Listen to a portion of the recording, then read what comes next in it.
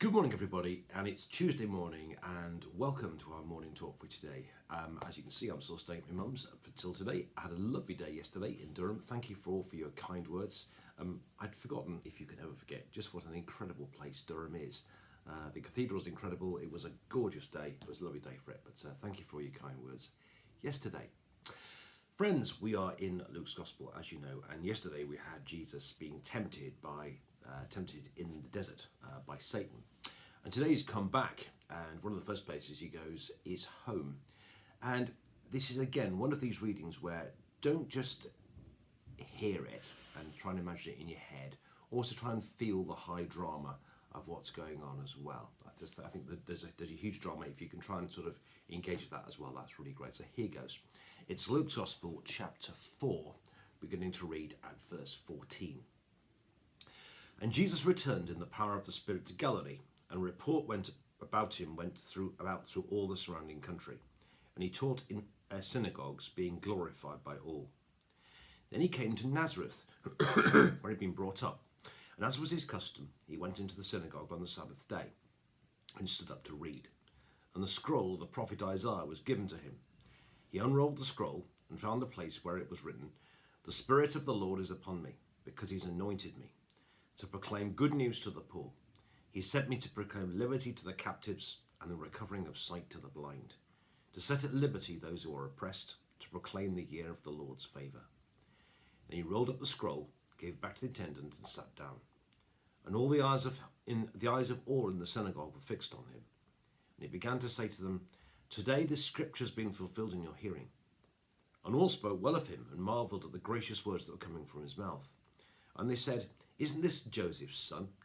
He said to them, "Doubtless you will quote to me the proverb, 'Physician, heal yourself. What you have heard you did at Capernaum, do it here in your hometown as well.' And he said, 'Truly I say to you, no prophet is acceptable in his hometown. But in truth I tell you, there were many widows in Israel in the days of Elijah, when the heavens were shut up 3 years and 6 months, and a great famine came over all the land. And Elijah went to none of them, but only to Zarephath in the land of Sidon, to a woman who was a widow. And there were many lepers of Israel at the time of prophet Elisha, and none of them was cleansed, but only Naaman the Syrian. When they heard all these things, all in the synagogue were filled with wrath, and they rose up and drove him out of the town and brought him to the brow of the hill on which their town was built, so they could throw him down the cliff. But passing through their midst, he went away. And this is the word of the Lord. Thanks be to God. As always, a lot that could be said in this amazing reading. First thing is about who Jesus is, which is that constant theme through Luke. And I think it's worth recognising, here we are in chapter 4, that an awful lot of people have recognised Jesus to be the Messiah. So we've got, we start with Simeon and Anna. You've got Elizabeth and Zechariah, the priests, priest and his wife. Who else have you got? Various other people, and even God in heaven. Lots of people. You've got the shepherds and everybody, all pointing to Jesus being the Messiah. You've got persons, as I say, you've got the holy priest Zechariah and his wife Elizabeth, and various other people. Lots of people, person after person after person, recognising that Jesus is the Messiah.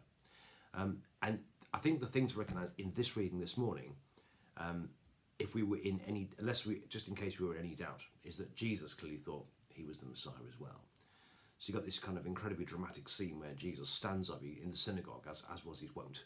He clearly was clearly in there regularly, as there was supposed to be, and he stood up to read, because in those days anyone could just stand up and read. And he read these amazing words from the prophet Isaiah, all about the Messiah, and he reads them. And of course everyone's hanging on his breath, and then he says, "Here in your presence, these words have been fulfilled." In other words, he's saying, all of these things you've waited hundreds of years for, now it's happening here, right in front of you. Basically, he's saying, I am he. So far, you've had to say, lots and lots of people have recognised that Jesus is the Messiah, and here he does. And he's been referred to in all sorts of different ways. As I say, the Messiah, he's going to be great, the Son of the Most High God, and the Son of God, and he's been described in various ways. Here in the reading this morning, we have Jesus' own description of what he's going to be, that he is going to proclaim good news to the poor, recovery of sight to the blind, and so on. So here in this morning's reading, firstly, we have a lot about who Jesus is. Lots of people have recognized so far that Jesus is the Messiah. And here we have Jesus say that he's the Messiah. And lots of people have described Jesus in all sorts of different ways, and that he's going to do all sorts of amazing things. But actually here Jesus is describing what he thinks he's going to do. So in case there's any doubt, Jesus believes he's the Messiah. And here in this morning, it kind of tells us the kind of Messiah he believes that he is going to be too. That's the first thing. There's a lot here, again, about Jesus. Something else that kind of comes out a lot from this reading here, though, the kind of second big theme, I think, is that he's not without honour in his own country. It's interesting that he's gone home on one level. One might expect to be well received. Local lad made good, but in a sense it goes the other way, doesn't it? Jesus says, "A prophet is not without honour except in his own country."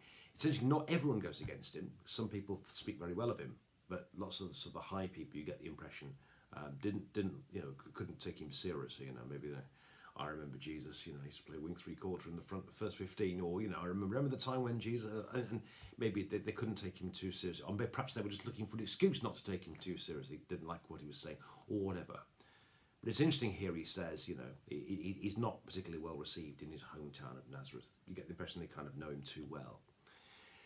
But Jesus kind of turns it round and says he thinks that as the mark of a genuine prophet, and looks at in the Old Testament all sorts of places where prophets in the Old Testament did great things, but they didn't do them amongst the high people.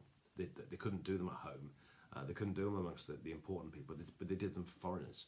They did people like Naaman and people like that, and the woman at Capernaum and various other things. People at Capernaum and the widow at Zarephath in Sidon and places like that. So he talks about, Jesus uses the example, talks about real prophets in the Old Testament who also, like him, didn't do it at home amongst their kind, but they did it instead away from home amongst other people as well. So Jesus points actually the fact that it wasn't happening at home but happened more elsewhere as a sign of a genuine prophecy. But also there's a sense in which also this demonstrates the fact that the gospel of Jesus Christ isn't just for the people who are like him, that the gospel was going to be something which was going to be shed abroad to other people as well. So the fact that he wasn't received well in his own, firstly he takes it as a sign that he's a genuine Messiah, but secondly he points to the fact that his gospel is really not just for the Jews, but actually he's pointing to the fact it's going to be a gospel for the Gentiles. A light to be the glory of, light to lighten the Gentiles and to be the glory of your people Israel. So pointing here the fact that not just for people like us, but actually to spread the gospel. And that says something about the gospel of Jesus Christ, which is very big through Luke's gospel, that it's not just for the few, but actually starts small and goes to the many, including people who aren't just Jewish people, so not people just like them. That's the second thing. So we've got some big things said here about Jesus.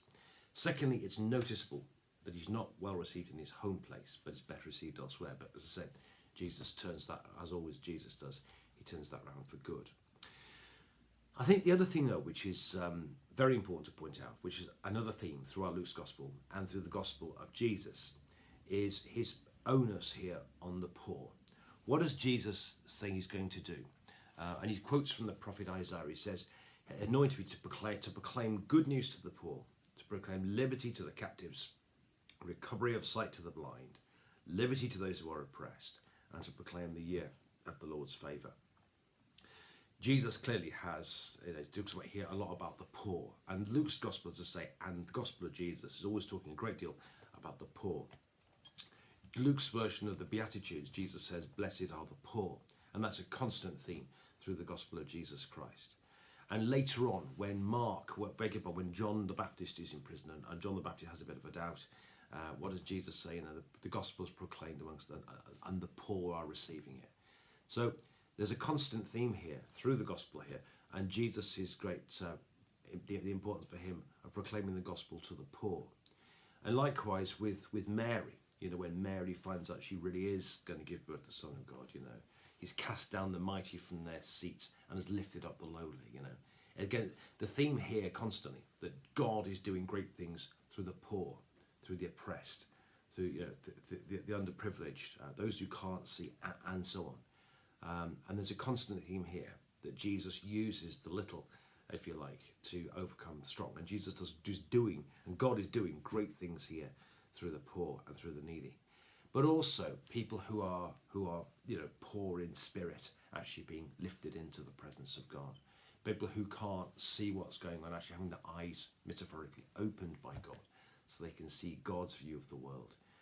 And people whose lives are imprisoned, if you like, in all sorts of different ways, who aren't living life to the full, are given the freedom to be the children of God through what Jesus does. So, my friends, 3 things through this morning's reading this morning. Firstly, we hear Jesus has been acclaimed by many people as the Messiah. Here he states, no uncertain terms, that he is the Messiah. And various people have said things about him. Here he says what he thinks the Messiah is going to be. That's the first thing. Secondly, he wasn't received well in his hometown particularly, but actually takes that as a sign of his genuine messiahship. And actually there's a sign that the gospel is not just for people like us, but it was going to be spread to everybody else as well. But thirdly, he talks about the poor and about Jesus came in, God using the poor to do great things. God using the small to overwhelm the big, the poor to and so on. And God using the downtrodden of the world, for his incredible purposes. He did in Jesus, and he does today too. Such is